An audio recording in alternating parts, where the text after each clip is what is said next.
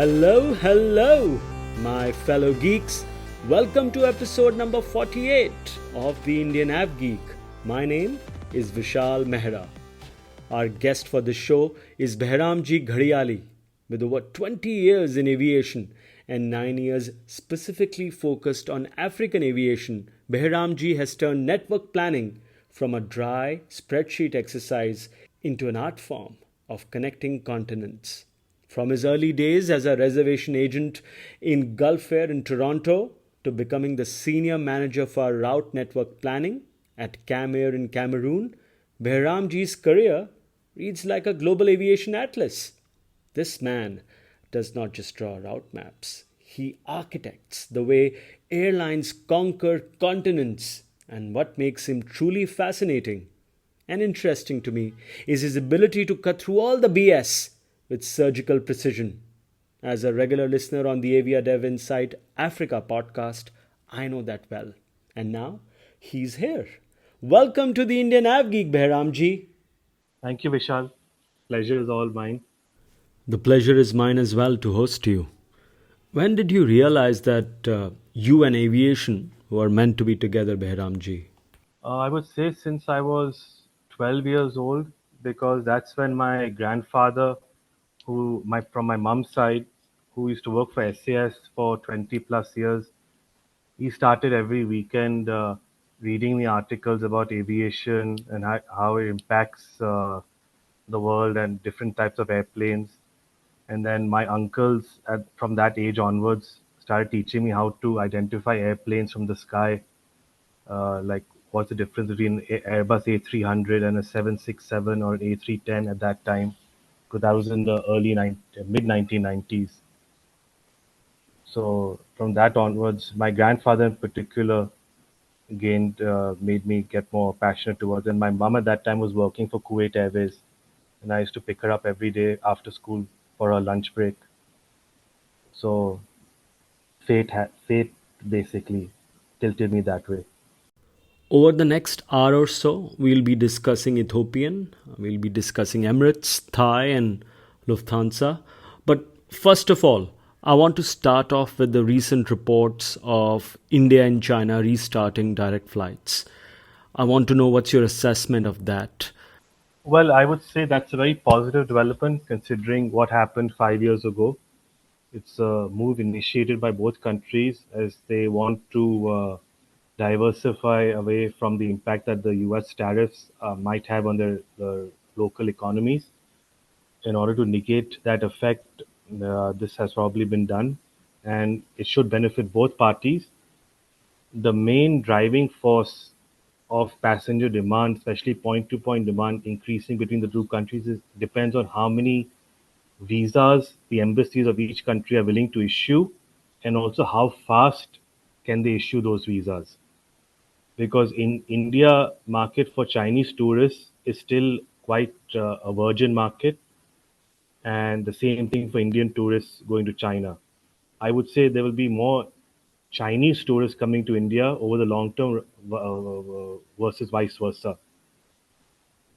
Indians love Hong Kong because English is spoken well there, and they can adapt more easily. More Indian restaurants, culture is more or less the same. And relatively closer, about 5 hours of flight, four and a half, Yeah. 5 hours. But Beijing, Shanghai, Guangzhou was very popular pre-COVID, but that was not because of Indians. It was mainly because of traders going back and forth. So it all depends, I feel, on how fast the Indian embassy and the Chinese embassies in their respective countries issue visas. Because the faster they issue visas, more travelers will fly point to point between the two countries. Now, regarding demand between the two countries, I've looked at the demand pre-COVID because post-COVID there was nothing because of the ban and the diplomatic relations.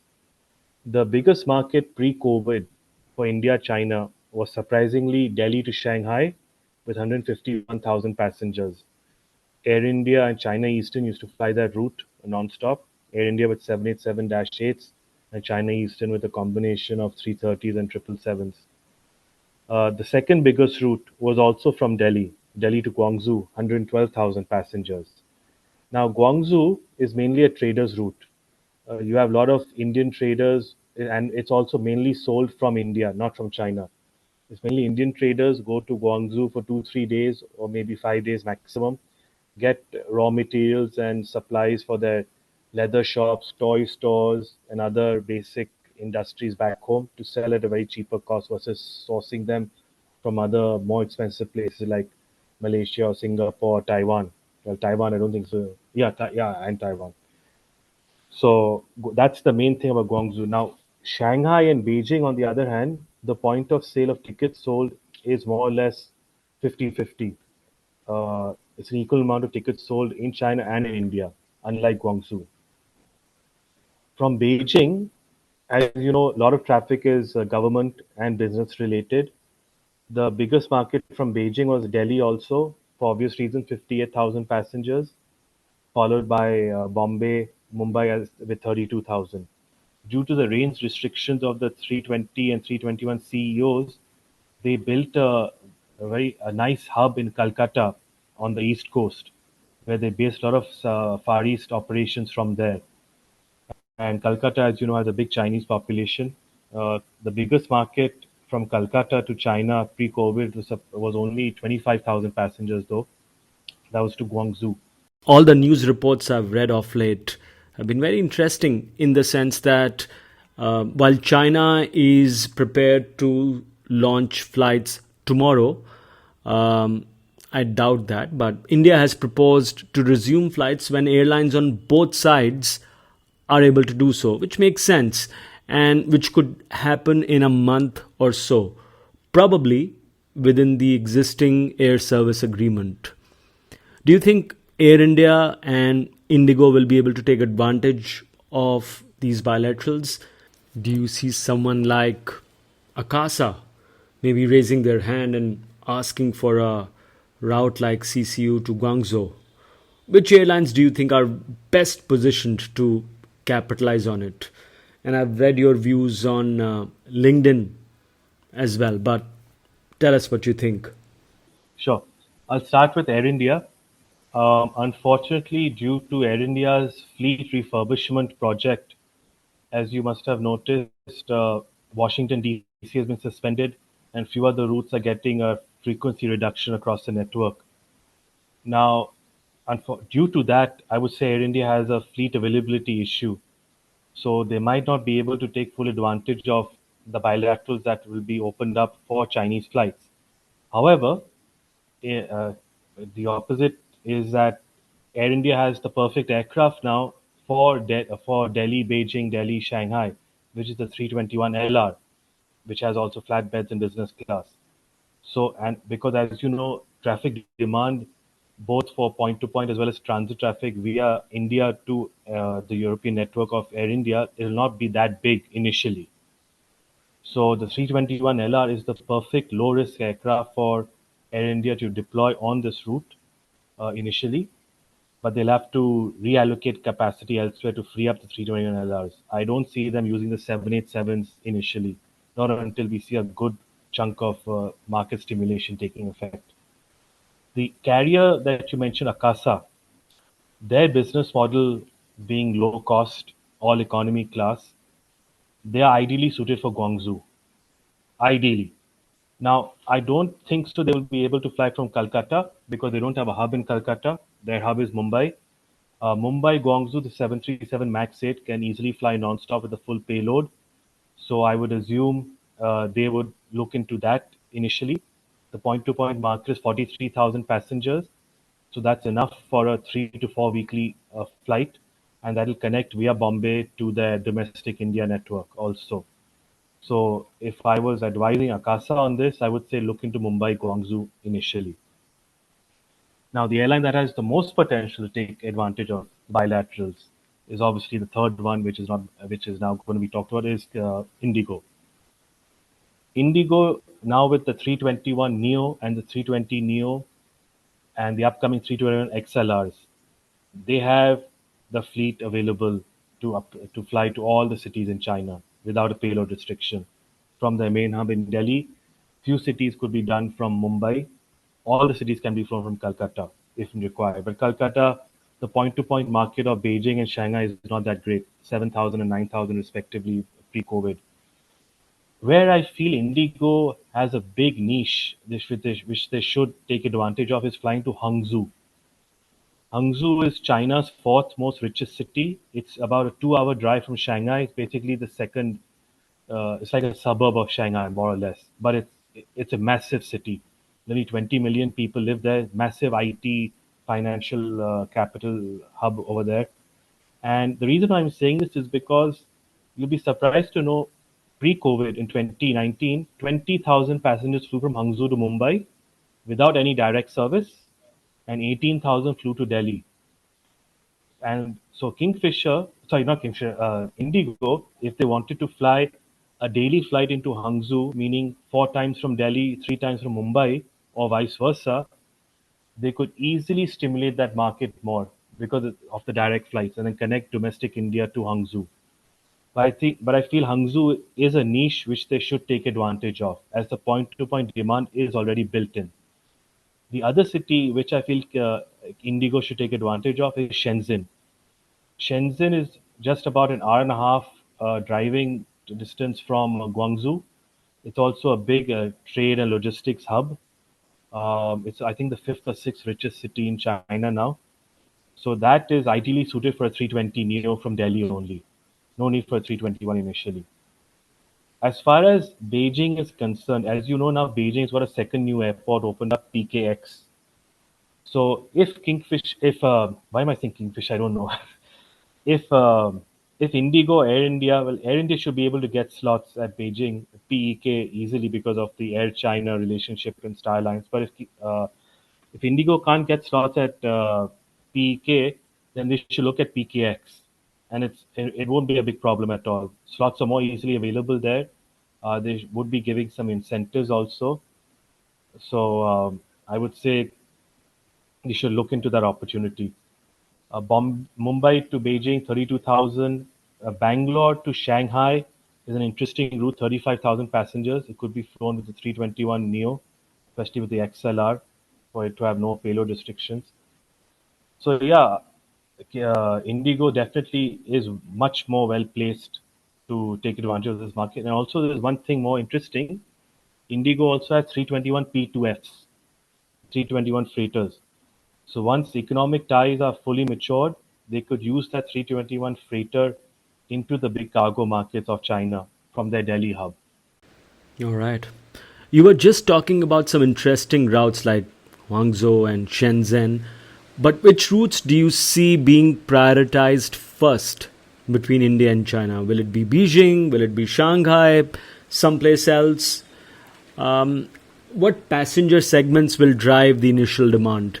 The point you raised about quicker visas also, I feel, is so very critical. I would say it will be Shanghai number one, followed by Guangzhou two, and Beijing three. Shanghai, remember, PVG airport is heavily slot restricted. So I think Indigo will do something similar to what they did in Amsterdam. They will try and get as many slots as possible ASAP before they get taken up by other airlines as a long term play. But obviously, it won't benefit them in the short term. But at least they'll have historic slots carried forward. But Delhi Guangzhou, definitely I foresee them starting fast also, because the 321 on the Delhi Guangzhou route is ideally suited for that all economy class 200 plus seater connecting via Delhi to the Middle East and Dhaka, Kathmandu, and domestic India. No brainer for them. Even Delhi, Shanghai. Remember, via Delhi, Indigo can connect Kathmandu and Dhaka, they're all nearby markets. And both Kathmandu and Dhaka have big China traffic year round. So they can also get transit passengers from those two countries to come via Delhi if required. But wouldn't Kolkata suit more for Dhaka and Kathmandu traffic instead of Delhi? Dhaka, yes, but the problem with Calcutta is the point to point market is not that big for China. So if you're heavily dependent on transit traffic, like 90 to 95% of your flight, then that's a big risk. Because the reason why a carrier like Emirates is very, very successful versus its other Middle East competitors is because they have a massive point to point market base already built in. So even if they don't get transit passengers for majority of the destinations, a lot of the routes can sustain itself with point-to-point market alone. So, and that's where I feel the Delhi and the Bombays are more suited for the hub and spoke model initially versus Calcutta. Calcutta pre-COVID was mainly a hub for IndiGo because of the range issues. The aircraft, the CEOs could not fly non-stop to a lot of cities in the Far East without payload restrictions. Hence why Calcutta was chosen. Right. Behramjee, you've been involved in creating hub and spoke models for multiple African airlines. What are the key ingredients for a successful hub strategy in today's aviation environment? And keeping that in mind, what do you think of Ethiopian's network in India? The number one thing I'll now talk like a real estate agent because that's my third passion. Um, First is aviation, second is big cats, and third is real estate. Uh, Three words, and they're all three the same words: location, location, location. That is the key thing for a hub and spoke business model to succeed. You look at Ethiopian and Kenya Airways' hub network, their hub focus city, which is Nairobi and Addis Ababa. They promote that as the gateway to Africa from Asia and the Middle East. Look at Dubai, Doha, Abu Dhabi. They promote the geographical location of those three cities being right in between Europe and Asia and Europe and Australia. You look at Singapore. Singapore was actually the first hub in Asia in the 70s for aviation, and they promoted it as a Europe to Australia fast link access as well as Europe to Asia via Singapore, though I don't want a bit of backtracking because Singapore is more south. You look at Amsterdam. Amsterdam was the first KLM was the first hub and spoke carrier for the Europe in Europe. In 1981-82, they changed their business model to hub and spoke, mainly connecting Asia, Indian subcontinent, and the Middle East via Amsterdam, as well as Eastern Europe and Central Europe via Amsterdam to North America, and to secondary cities in the UK, which was their niche and still is.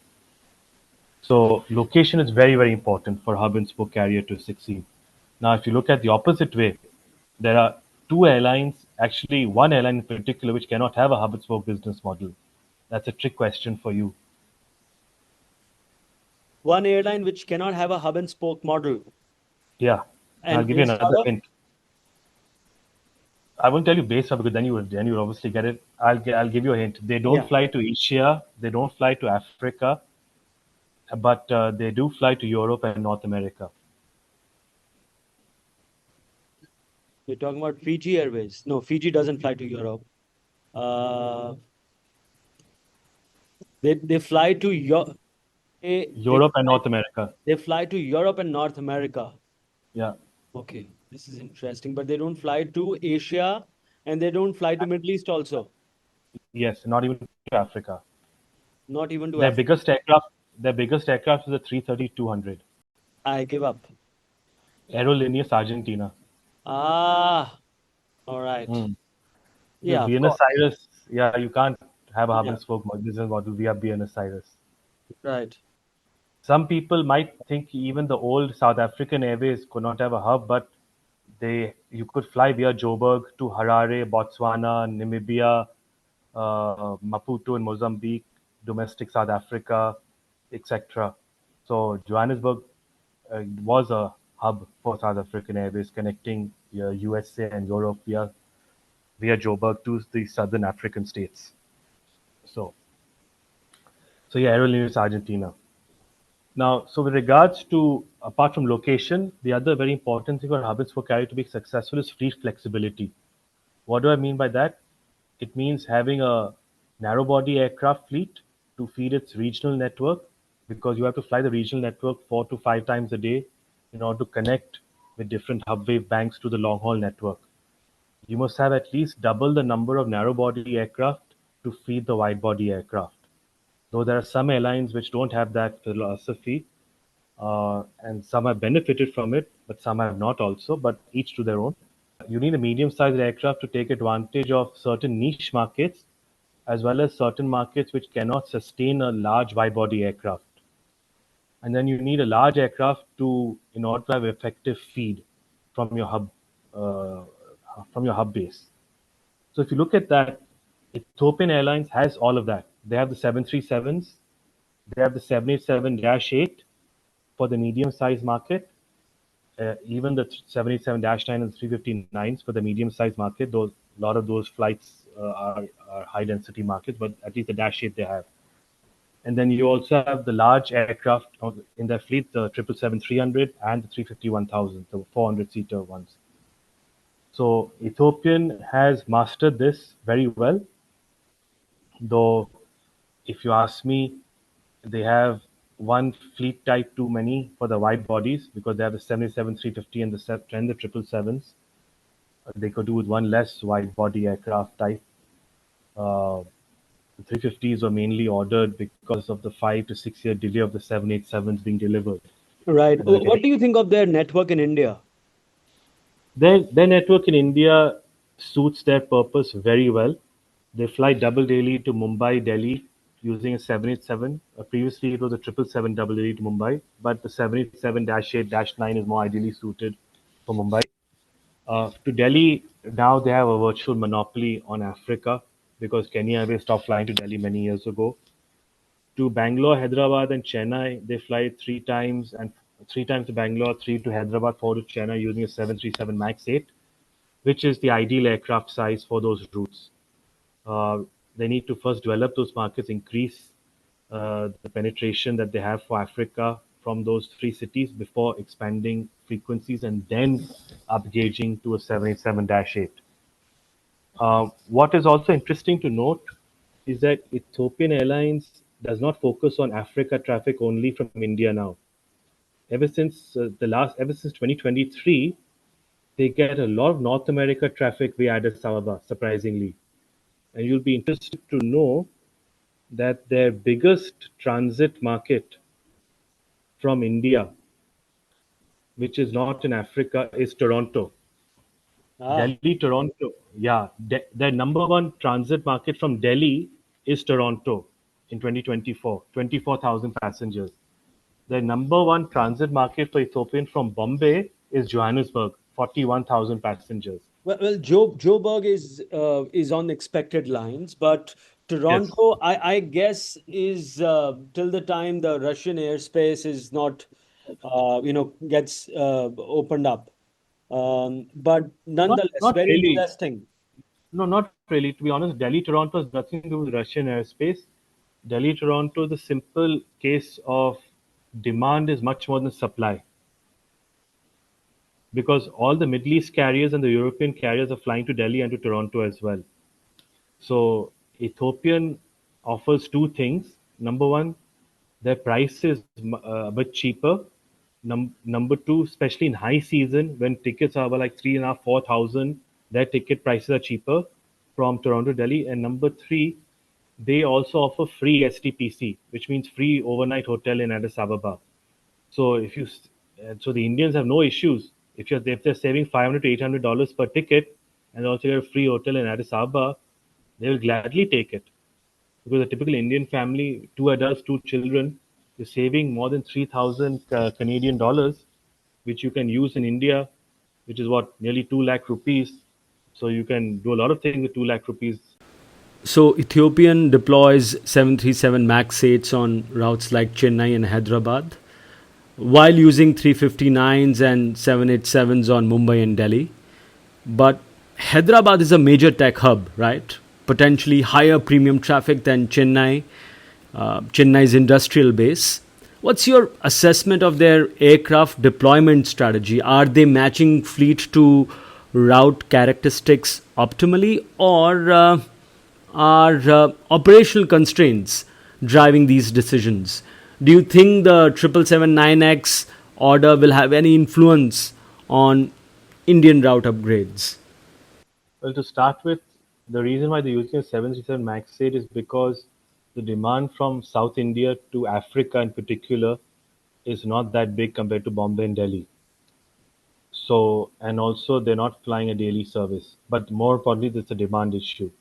So, in order to first stimulate demand and develop the market, the 737 MAX 8 is a very low risk aircraft for them to deploy.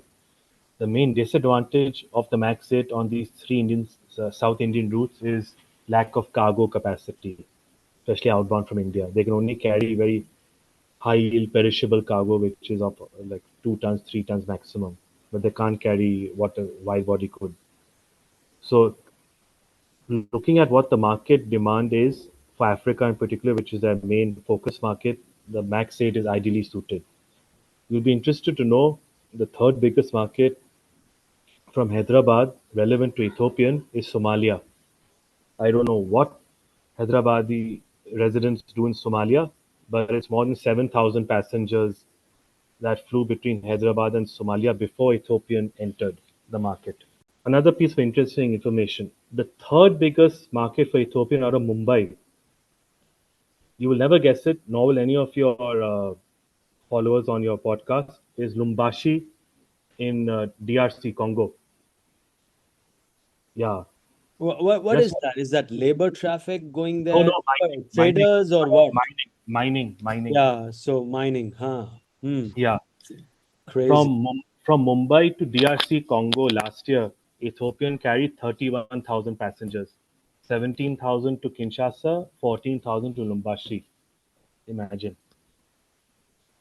Fantastic. So I've not included the Kenya Airways transit numbers in those.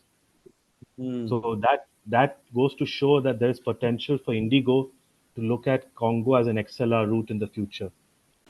There's so much potential in Africa indeed, and Peter Elbers has said that himself. I guess once those XLRs start coming in, we will see more activity there by Indigo.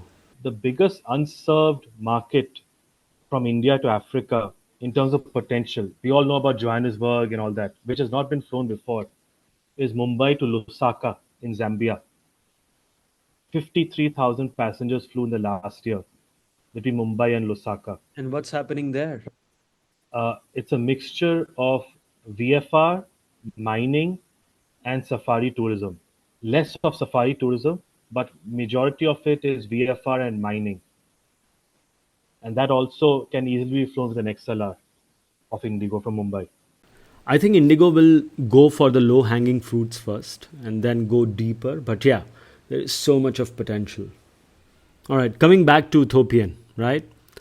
Um, One would assume Star Alliance partnerships will be central to their fleet strategy.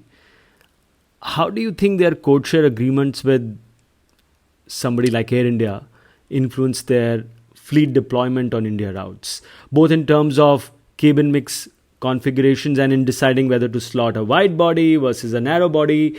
I know you were just talking about demand and supply. I understand that, but is there anything else to keep in mind as well?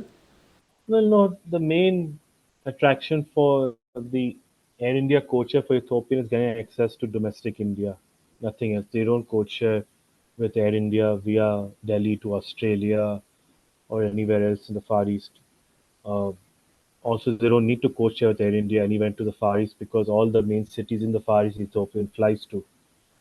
So the main attraction for Ethiopian with regards to Air India is the domestic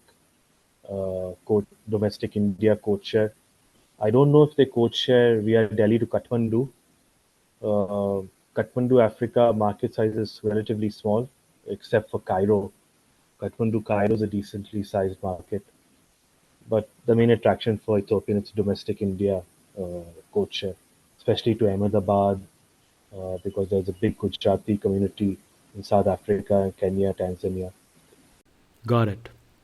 Let's talk about our second Star Alliance carrier for the show. Thai operates 75 plus weekly frequencies across 9 Indian cities. Delhi alone getting about 22 weekly flights, making India their highest frequency market globally, which is a big deal.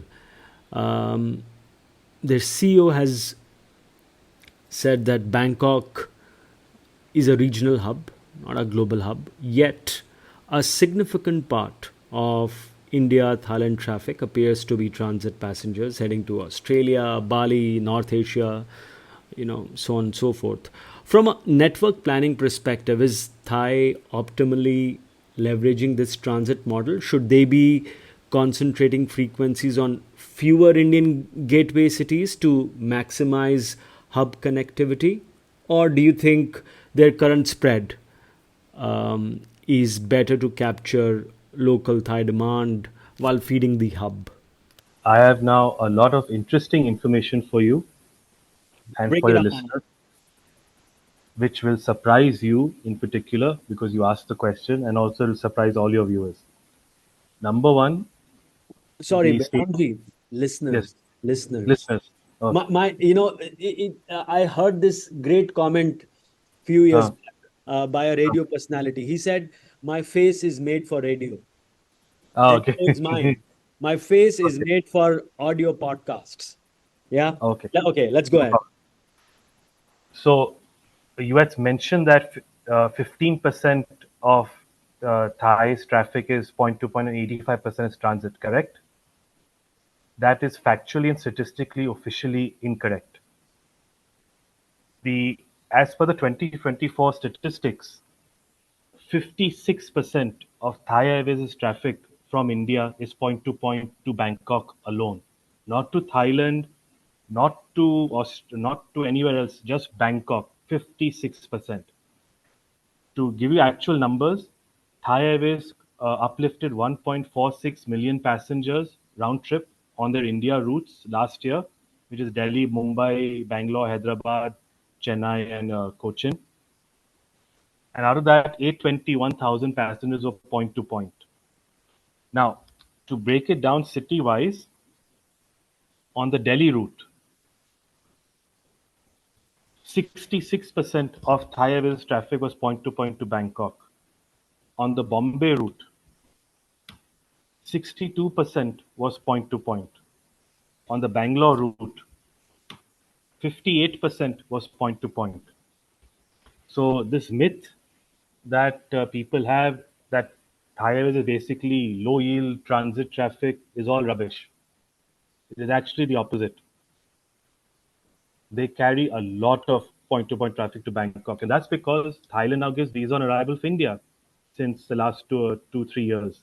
And that has spurred a massive stimulation of traffic into Thailand, as well as Indonesia and Malaysia and Singapore, as you must be knowing.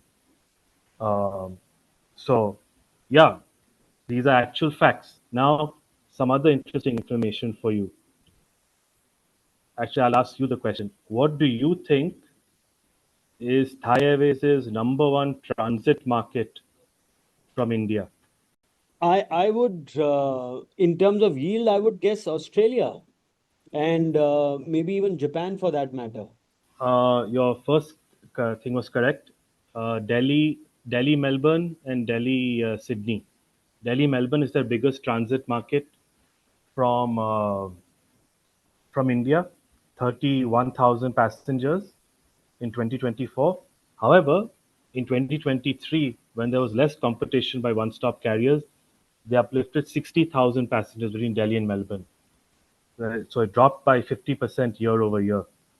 But still, that means they still carry nearly 100 passengers round trip a day between Delhi and Melbourne.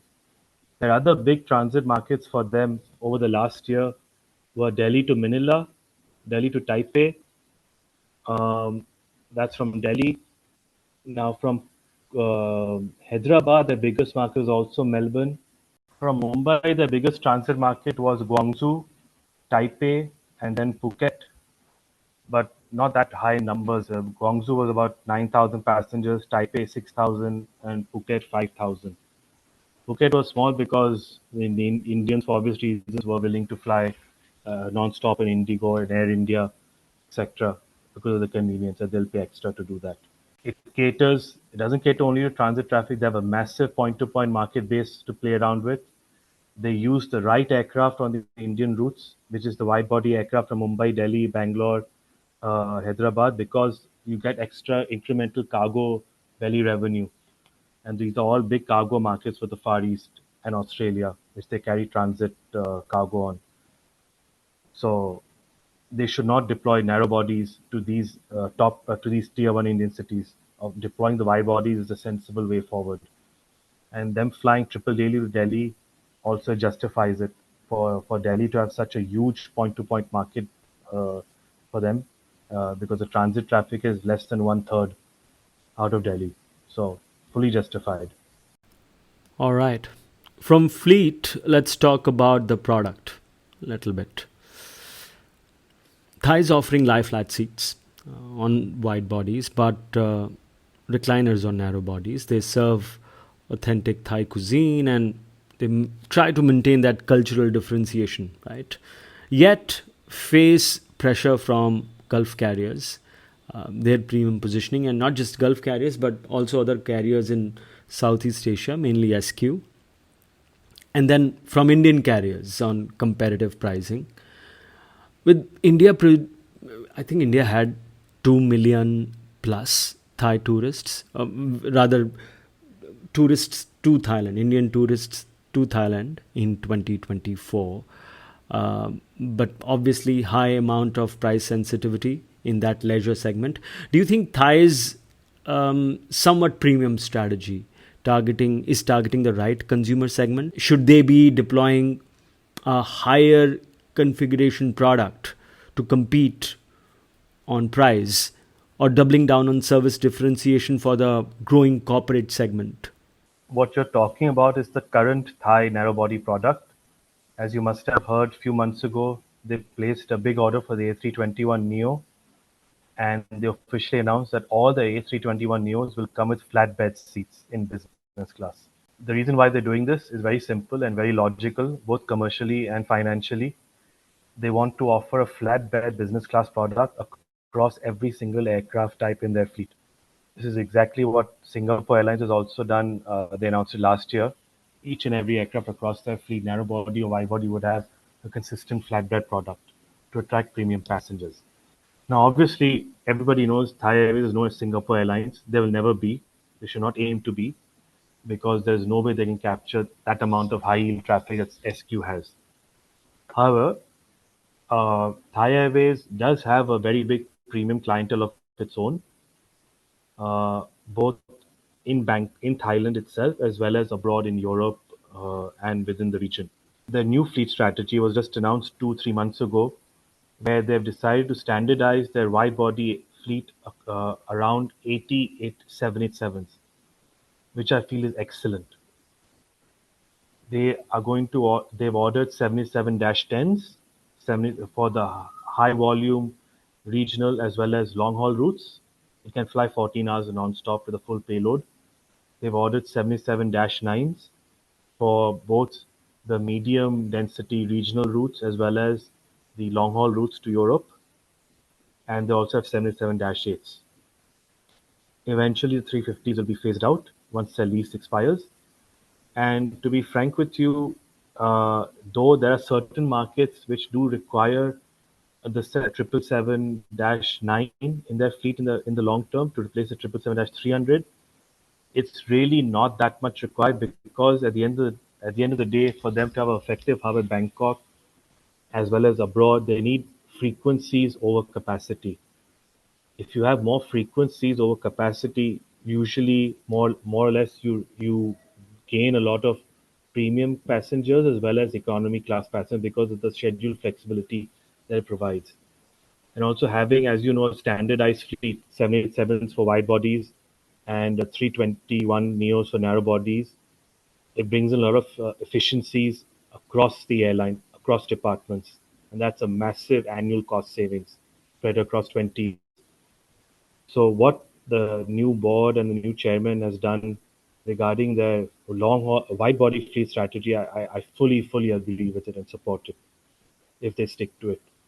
They might get pressured into ordering 777-9s, but hopefully they can not do that and just stick to the 787, because it caters to every single market segment of their fleet, of their network, both in the short term as well as in the long run.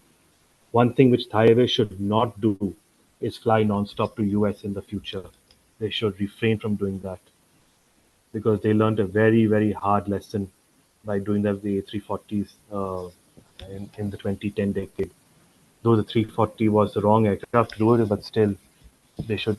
That this is why they're part of Star Alliance, because the alliance membership affords you the flexibility of offering one-stop connections using your code to cities which you may not find financially sustainable to fly.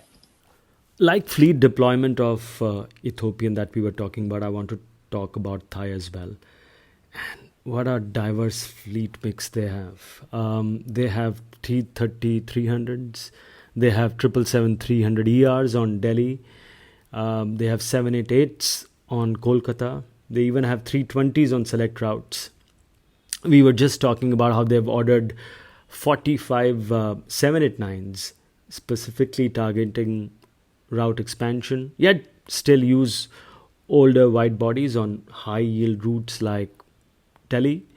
Given their plan to streamline to just five aircraft types by 2029, and yeah, that's another 4 years, and retired the 777-200 ERs. How should Thai optimize their Indian fleet deployment?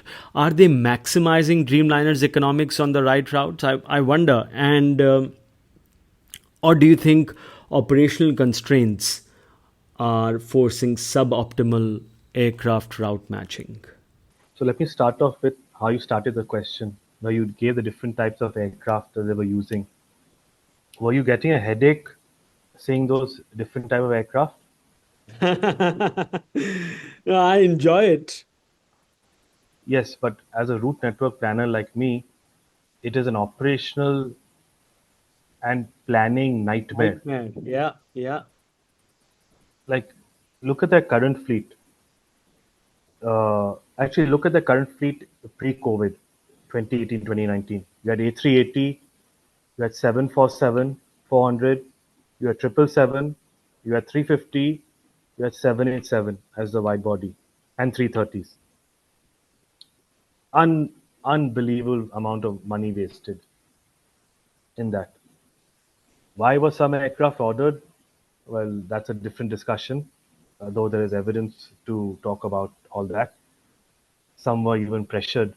One thing which we can talk about is they were forced to order A380 because of rice and shrimp threats from the European Union. So that's easily available to be researched upon in Google if anybody wants to look at that. So now having a fleet mix like that, it is not easy planning. It is not. So going forward, having a standardized fleet across the, obviously it will take time to get a exclusive 787 fleet. But the sooner they get rid of their 777-200s and the 330-300s, the more better it will be. The reason why they're deploying these aircraft, these older aircraft to India, is many reasons. Number one reason, easy to rotate them because they're usually overnight flights. They don't have that many Asia flights at night. So in order to rotate the aircraft, where the 300 flies, say to Hong Kong or Manila in the daytime, twice daily, it does the India rotation at night, India, Pakistan, or Dhaka. And also, these older aircraft are fully paid off, so there's no fixed cost involved. That that's the saving grace, but the fuel cost is much higher. Now, with regards to fleet constraints and challenges on that, as you know, both Boeing and Airbus have supply chain issues. So whatever fleet time delivery timeline Thai Airways has envisioned for the 787s over the next 4 years, you and I can guarantee that they will not be delivered on time. There will be minimums 4 to 6 month delays for each aircraft being delivered, at least for the time being. So they will continue to face that struggle, and older aircraft will be retired at a slightly later date versus original intentions. But in the future, if you look at it the long term, the 787 is ideal to grow certain Indian markets. For example, the southern markets, Hyderabad and Bangalore in particular, and Chennai. Eventually, they will become double daily, for sure. So, but you and I both know they cannot sustain a large wide body on a double daily basis. But they can sustain a daily A321 plus a daily 787 without any problems in the near future. But they cannot sustain a double daily. They can't go from a daily 787 or a daily 777 to a double daily 787. That's a bit too much to go. But if they start expanding frequencies with using the 321 Neos on Chennai, Hyderabad, and Bangalore, I feel that's a much more better strategy. That will feed into the different hub wave bank also. Let's move to the third Star Alliance carrier, Lufty. Now, Lufthansa operates from both Frankfurt and Munich to India, with Frankfurt serving Delhi, Mumbai, Chennai, Hyderabad, while Munich is serving Delhi, Mumbai, and Bangalore. Looking at their deployment pattern, where they typically launch from Frankfurt first and then add Munich, how do you assess this dual hub strategy? Is Lufthansa optimally balancing market coverage versus operational efficiency, especially considering that Munich is serving India on the A350 Allegris, right? Those deployments versus Frankfurt, where they still have most of their legacy fleet based, which is serving Indian routes. Let's start off with your favorite question, which is the dynamics of Lufthansa's traffic on the Indian route in the last year. In total, they carried 1.32 million passengers on their Indian routes, Delhi, Mumbai, Hyderabad, Chennai, and Bangalore. Out of these 1.32 million passengers, only 202,000 were point to point. So, which means 85% of their traffic is transit, unlike Thai Airways, and 15% is point to point to Frankfurt and Munich. So Lufthansa, unlike Thai Airways, is heavily dependent on transit traffic from India, feeding their Frankfurt and Munich hub, bound to US, Canada, UK, and all across Europe. Their biggest transit market on the Indian route. Take a guess again. I'm guessing either a Canadian route or somewhere in America. You are 100% correct with your first thing. Delhi, Toronto, and Delhi, Vancouver are their biggest transit markets. And number three is Delhi, Calgary. Imagine. So from Delhi to Canada, just those three Canadian cities, they carried 70,000 passengers last year. Even from Mumbai, their biggest transit market from Mumbai is Toronto. The South India market dynamics are totally different. Can you guess which is the biggest transit market for them from South India? I'm guessing some place like Dallas Fort Worth. Lots of considerable amount of people there, or even I'm looking at West Coast of US. So you're 100% correct with your first guess. Hyderabad to Dallas is the biggest transit market from South India. Hyderabad to Dallas is by itself a massive point-to-point market. A lot of South Indians in the Dallas area, more so than Houston. Houston has more Mumbai and Delhi demand, but Dallas is massive for South India. Mainly because Dallas is more IT oriented and services oriented. Houston is more oil and VFR oriented industries. So, but What's yeah, their product deployment? The Lufthansa's product deployment from Munich and Frankfurt. so Lufthansa's main hub is Frankfurt. That it will always be their main hub. Munich is has now become an established second hub for the airline, but it's as powerful as Frankfurt now. Wherever you want to fly via Frankfurt from India, you can also do the same from Munich. There's no issue whatsoever. The main difference is that the Munich India flights depart Germany at night, whereas the Frankfurt India flights depart during the daytime. So it allows that flexibility for the carrier, as well as Munich has more point-to-point demand to many cities in Asia versus Frankfurt. Frankfurt is mainly a transit hub as well as a financial hub in Germany. But Munich, the population around Munich is much more bigger versus Frankfurt. So that's why they chose Munich, and also Munich is the second richest city in Germany. But the Bavarian region, I believe, is the richest region in Germany, and very very big for cargo as well. So those a country like Germany needs a dual hub strategy. I met And somebody from Lufthansa last week, and he told me that Munich by far has a much higher yielding traffic and also a much richer population. So, yes, Yes, because of the suburban part and the greater Munich region. So it's very, very well off financially. And that's why Lufthansa chose that city for it to be its second hub, unlike Dusseldorf or Berlin or Hamburg. And And also remember, Frankfurt Airport is very well connected with Deutsche Bahn Railway.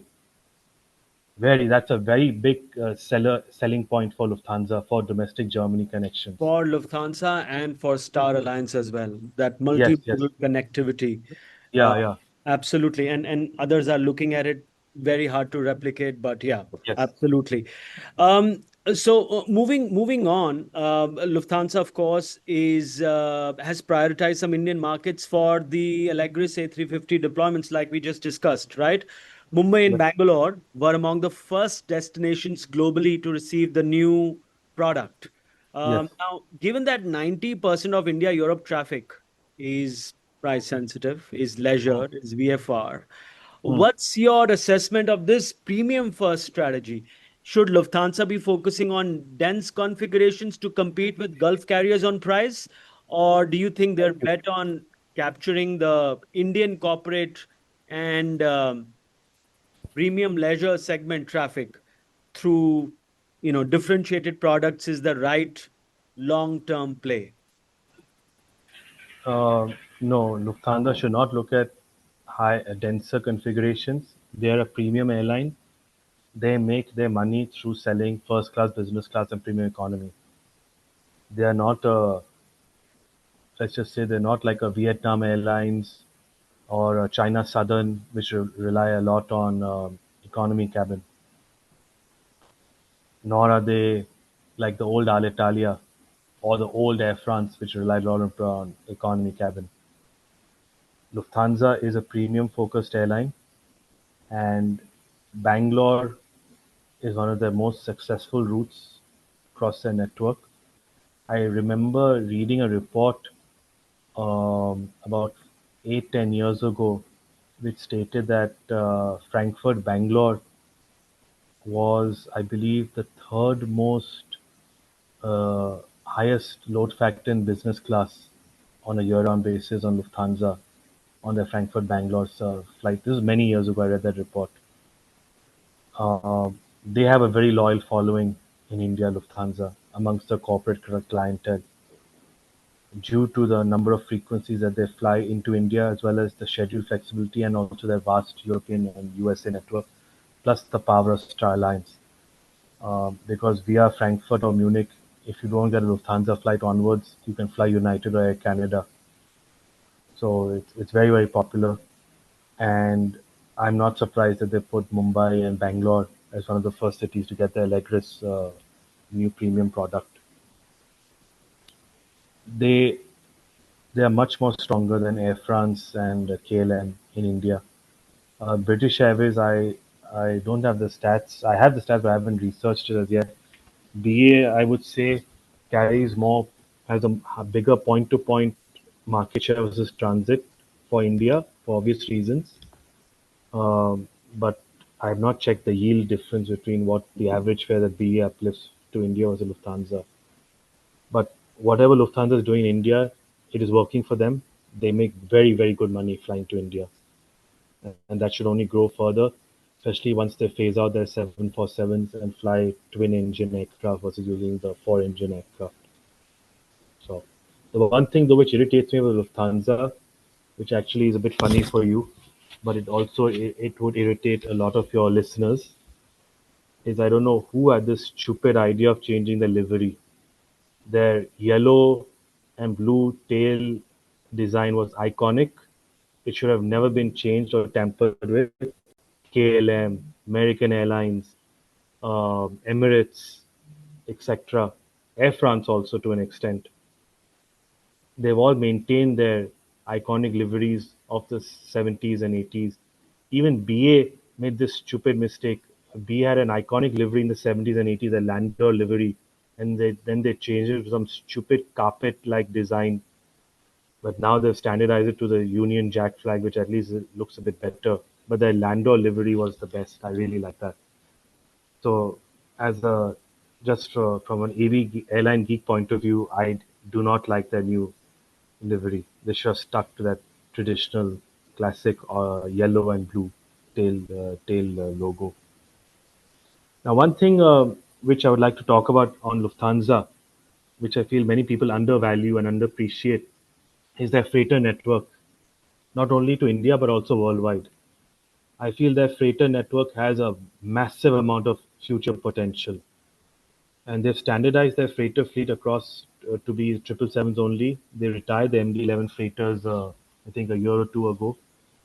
So, with the efficiency of the 777 freighter network, as well as having only one aircraft type, if they order more, it's well worth it because it's only upwards for them with regards to their cargo network. And the good thing is Germany itself is a massive cargo market both for import and export. So it has that home based demand already built in. So they can carry out the Frankfurt hub location is also very good for transit cargo bound to Europe and North America, as well as certain places in Africa if required. Do you think their routes to Chennai and Hyderabad are more driven with cargo economics than passenger traffic? I know it's a wild thought, but you know, could this influence their future aircraft selection towards freighter convertible variants as well? No, no, they're passenger flights to all cities worldwide that determined by passenger demand and not uh, driven initially by cargo.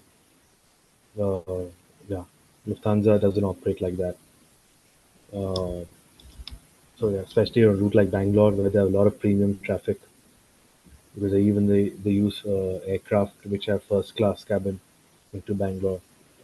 So yeah, passenger demand is the first and topmost priority for them.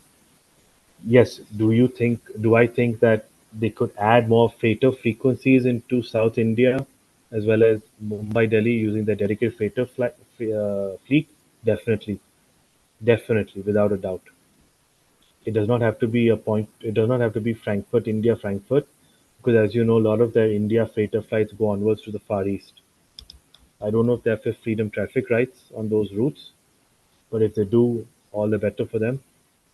If they don't, then I don't know. But if they do have the freedom rights from India to Asia on freighters, then they should take full advantage of it and identify certain opportunities. And finally, on Emirates.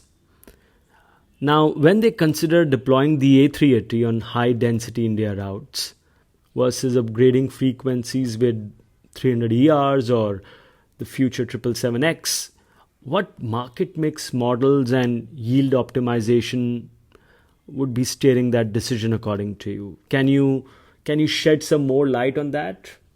Emirates right now, as you know, is restricted to flying 66,000 seats approximately into India. Otherwise, I think 60 they are flying and 6,000 flights to Dubai are flying something around that. So Emirates can't. Emirates have to fly the exact number of seats on the Indian routes. Some of their flights, I know for a fact, to South India and to Ahmedabad, they can't use the fully allocated capacity of those 777s to those on those flights because they have to sell the exact number of seats as allowed as per the bilaterals. So that's one thing. With regards to how the Indian operations are concerned, it's a cash cow for them. Everybody knows that they make massive money flying to India, and the reason why Emirates makes massive money flying to India is very simple. They use wide bodies on their flights. They get a lot of belly cargo as an incremental form of revenue, and their flights to India are usually always over 90% full because they have a very big point-to-point demand base and high yield point-to-point demand base to fall back on, along with their network. So it's a very, very successful car. And they're the ones who pioneered using wide body aircraft on short haul and medium haul regional flights to take full advantage of the belly cargo capacity to bring in incremental revenue. Another reason why they're very successful on India and Indian subcontinent in particular is because the cabin configuration of the 777s, the high density two class configuration 427 seater versus using a three class 350 seater. Those extra 70 seats makes them a lot of incremental money and profits. Emirates Indian network is a very, very crucial spoke in their Dubai hub strategy. We all know that. Yet they keep underplaying it off late for obvious reasons. They face increasing competition from Air India's non-stop services to US and Europe, and of course, other Gulf carriers are also increasing their capacity and getting more aggressive. Their own data shows about 88% of traffic is on routes not directly served by Indian carriers. Air India is now, of course, in the midst of a massive fleet renewal program, bringing in 777-9X and 350s and so on and so forth. And hopefully, IndiGo will be getting much more stronger as well. Their 359s are coming up, another 2.5, 3 years. According to you, how should Emirates evolve their Indian network strategy? Should they focus on maintaining hub connectivity advantages or consider more point to point partnerships to compete against the strengthening Indian long haul operations? So again, I'll give you some very honest stats and factual stats. Unlike what most listeners might think, Emirates is India network is not transit focused.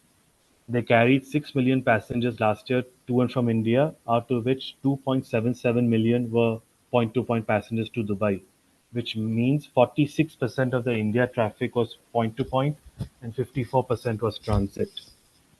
Their biggest transit market is your favorite market segment, Hyderabad to Dallas. About 60,000 passengers they carried on that route. The number two and number three market segments were Delhi to Toronto. They carried a massive amount of traffic on that route, and followed by Hyderabad to JFK and Hyderabad to Washington DC. So, with regards to the future for India, I assume they will get at least 50% more bilaterals allocated to them because the Indian carriers also want more bilateral capacity in India, into Dubai. So assume they get 30,000 more seats. At least half of the 30,000 more seats will be for point to point because the India Dubai market is just growing rapidly year over year. Dubai has become more of a weekend destination now for many middle class and upper middle class and the elite of Indian society. It's a go-to destination for Indian families to go on short holidays, also for 1 week, etc. On that, if bilaterals are liberalized, do you see Emirates increasing capacity on existing routes, or will they look to serve tier 2 Indian cities like Surat or Indore or other emerging business centers which they have actually talked about in the past? I would say first they will make sure that Chennai, Bangalore, Hyderabad, and Cochin are at least served 4 times a day, because I believe Bombay and Mumbai and Delhi are served 5 times a day currently. And they'll also want to make sure that all their flights into India do not have any capacity sale restrictions. That would be their first priority. Then would be increasing Ahmedabad from double daily to triple daily. And after doing all of that, first they will consolidate their online presence. After doing all that, then they would look at the other cities in India which make sense to them. A city like Pune, but Pune, I believe, cannot accommodate wide-body aircraft. The Pune, I feel, has a lot of potential for them. Pune will be served by the new Navi Mumbai airport, closer to the city by about 45 to 60 minutes as compared to the existing Mumbai airport. So that is, I think, where Emirates will focus on. They will want to get the new airport in Mumbai and Delhi. At least they'll want to fly double daily operation from there so they can consolidate their Mumbai and Delhi market share before other rival Middle East carriers hop in. Another market which is ideally suited for their high density 777 operations is Calicut in South India, if they get enough bilateral rights. That airport can accommodate a wide body, and with their huge GCC network, especially for Saudi Arabia and point to point for Dubai, Calicut is a no-brainer for a high-density 777. Emirates has expressed interest in partnering with Air India, yet they compete directly on key routes. They've seen codeshare success with other carriers globally, but haven't formalized major partnerships in India. With Air India's transformation and IndiGo's international expansion, if I may say that. How should Emirates balance cooperation versus competition in India? Will they go for something like that? Not really. They don't need to. The main benefit of Air India partnering with Emirates is that Emirates can use their bilateral seat allocations in the same way that Qatar Airways is using IndiGo's flights into Doha to have a backdoor way into increasing their own capacity into Doha to sell their network. So if Air India wants to get into that sort of arrangement with Emirates, it'll benefit Emirates more so than Air India. But if Emirates buys that capacity from Air India, it's a win-win situation because it's basically like an ACMI wet lease type deal. So I would say Emirates does not really need it, but if they get it, anything incremental is good for them.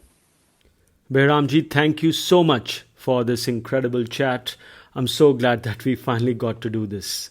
Thank you. It was also a lot of fun for me. Typical no nonsense and factual conversation with Behramjee. This man loves aviation, and boy, does that show. Next Sunday, the Indian AvGeek will return with a brand new format for the show. We will have a dynamic duo of one of India's most exciting design and creative agencies. As usual, don't forget to subscribe and share this episode of the Indian AvGeek with your fellow AvGeeks. Behramjee is not on X. He is very active on LinkedIn though. But hey, I am at Vishal Mehra on X and everywhere else. Always happy to have your feedback. With that, keep your tray tables up, your seatbelts fastened. I wish you well and happy flying, my friends.